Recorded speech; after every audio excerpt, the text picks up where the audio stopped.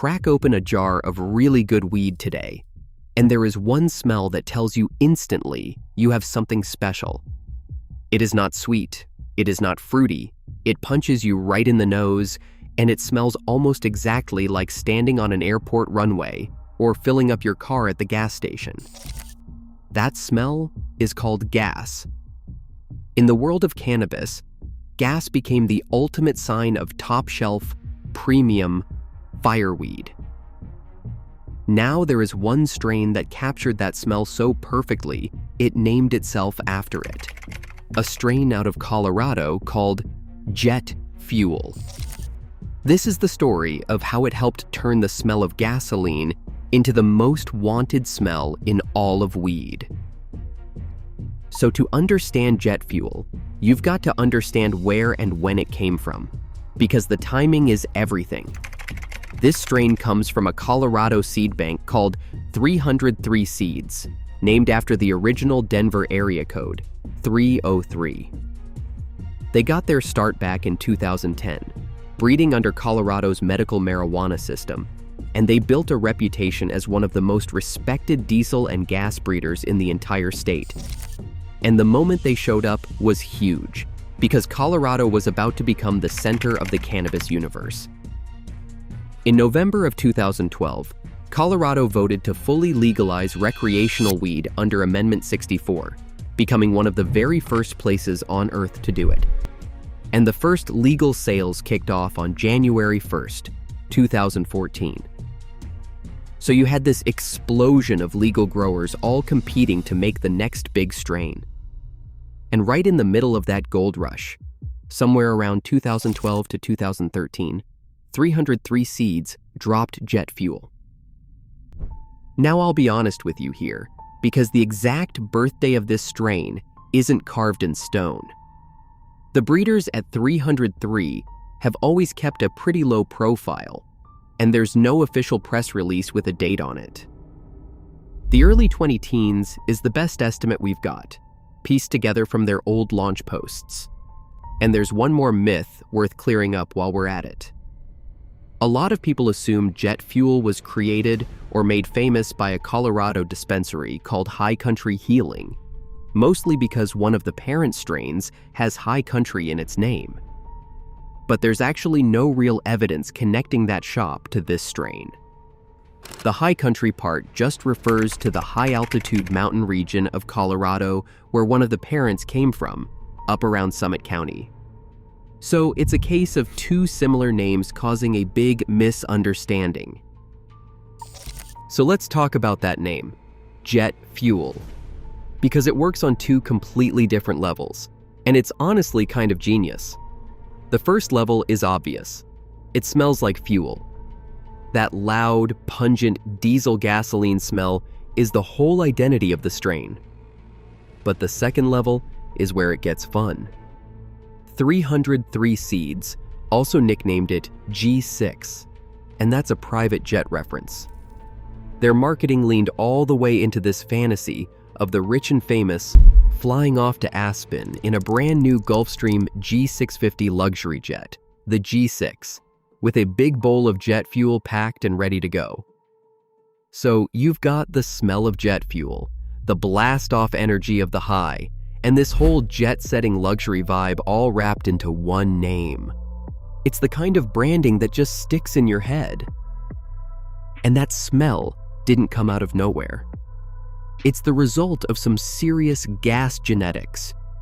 Jet fuel is a cross between two strains, Aspen OG and High Country Diesel, both Colorado creations. But if you follow the family tree back far enough, you end up in the most legendary gas bloodline in all of cannabis, the Diesel family. It all traces back to a strain called Chemdog 91, a specific phenotype that famously got its start from a bag of incredibly potent weed bought in a parking lot at a Grateful Dead concert in Deer Creek, Indiana, back in 1991. That Chemdog 91 went on to give birth to Sour Diesel, the loud, gassy, fuel-soaked strain that became a total icon on the East Coast, and especially in New York, where it became a status symbol and got name-dropped all over hip-hop. So jet fuel is basically a modern Colorado descendant that took all that legendary diesel DNA and concentrated it down into one incredibly pungent package. So what's it actually like? Jet fuel is a hybrid, specifically a 70 to 30 sativa dominant strain. The buds are dense and frosty, olive green with orange hairs and a heavy coat of trichomes. The smell, like we said, is the star of the show.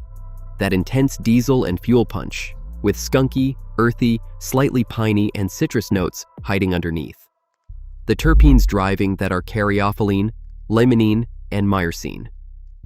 The THC level typically lands somewhere in the high teens to low 20s, though modern versions can push higher. The high it has matches the name perfectly. It's fast-acting and energetic. This rushing, uplifting, cerebral buzz that gets your mind going and your focus sharp, before eventually easing down into a smooth relaxation. It's basically a wide-awake, blast-off kind of high, exactly what you'd expect from something called jet fuel. But here's the part that makes jet fuel actually important, beyond just being a great strain. It became the perfect poster child for the rise of gas. See, throughout the 2010s, the word gas became cannabis slang for the absolute best weed you could get, right alongside words like loud and fire. And it all came from that diesel smell. The idea was, if your weed reeked of that strong, pungent fuel, you knew it was potent, high-quality flower.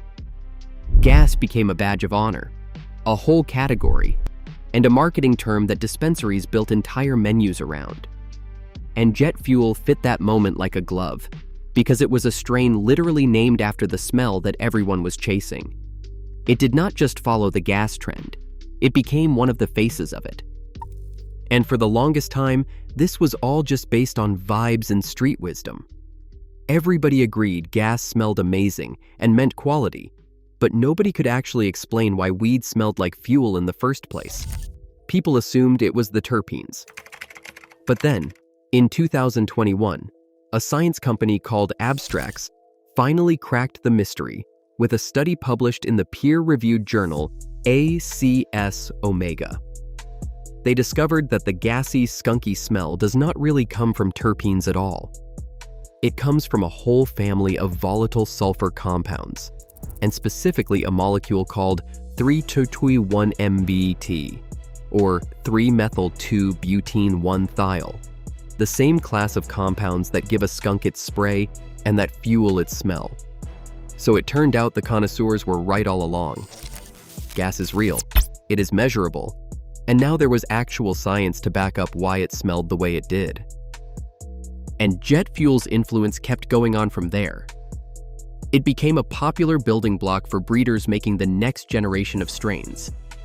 The most famous example is jet fuel gelato, bred by Compound Genetics, which crossed that pungent gas with the sweet, creamy dessert flavor of gelato by crossing jet fuel with high octane, creating this gas meets dessert hybrid that blew up in its own right. There's rocket fuel, Jetstream, and a bunch of others carrying that fuel DNA forward. Jet Fuel OG even got named one of the best strains of the year by High Times back in 2020. The strain proved it had staying power. So that's the story of jet fuel. A strain born in the Colorado Gold Rush, built from legendary diesel genetics going all the way back to ChemDog 91, named after both a smell and a private jet, that became one of the defining faces of the entire gas movement. It helped take the smell of gasoline, something that probably sounds gross if you really think about it, and turned it into the single most desirable smell in all of cannabis. A smell that to this day instantly tells you you're holding something special. Not bad for a strain that smells like a runway. So what about you? Are you a gas lover, and have you ever gotten your hands on some jet fuel? Let me know down in the comments. If you enjoyed this one, do me a favor and hit that like button, and subscribe for more deep dives like this one. I'll catch y'all in the next one.